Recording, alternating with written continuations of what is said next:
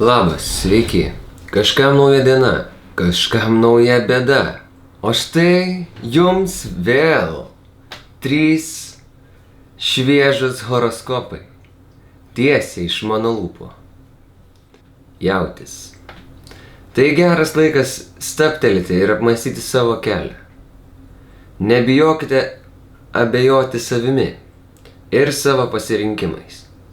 Autentiškumas yra būtinas laimiai. Dvyniai. Netrukus susitaikysite su kažkuo iš vaikystės. Pavyzdžiui, žaislų ar suvenyro, ir tai jums ką nors reikš. Pasinaudokite šią dieną.